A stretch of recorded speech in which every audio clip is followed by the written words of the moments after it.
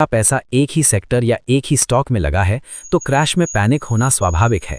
लेकिन अगर आपने अलग अलग सेक्टर, अलग अलग एसेट क्लास में पैसा लगाया है तो किसी एक जगह की गिरावट आपको पूरी तरह नहीं हिलाएगी। इससे आपका दिमाग शांत रहेगा क्योंकि आपको पता होगा कि आपका पूरा भविष्य सिर्फ एक जगह पर निर्भर नहीं है। तीसरा तरीका है इमरजेंसी फंड और कैश रिजर्व। जब आपके पास नकद होता है तो आप मजबूरी में बेचने के बजाय मौके पर खरीद सकते हैं। कैश का होना दिमाग को सुरक्षा का एहसास देता है।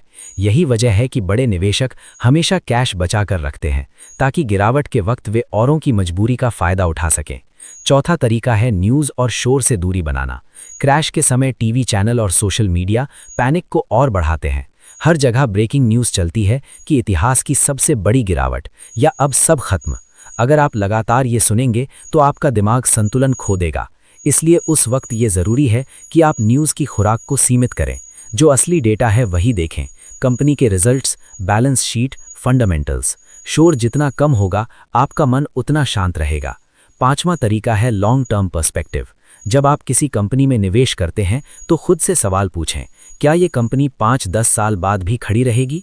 अगर जवाब हाँ है तो क्रैश की अस्थायी गिरावट आपको परेशान नहीं करेगी। लेकिन अगर आप सिर्फ शॉर्ट टर्म प्रॉफिट के लिए बैठे हैं तो क्रैश आपके लिए डरावना स्वप्न बन जाएगा। लॉन्ग टर्म विजन मानसिक शांति का सबसे बड़ा आधार है। छठा तरीका है मेंटल कंडीशनिंग। इसका मतलब है कि आपको पहले से अपने दिमाग को ट्रेन करना होगा कि मार्केट कभी भी गिर सकता है।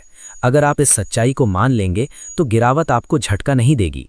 जैसे एक सैनिक को पहले से पता होता है कि जंग होगी, इसलिए वो मानसिक रूप से तैयार रहता है। मार्केट भी वैसा ही है।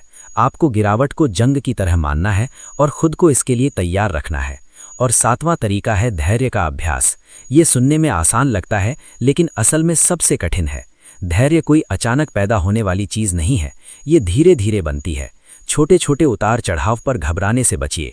धीरे धीरे आपका दिमाग बड़े उतार चढ़ाव के लिए मजबूत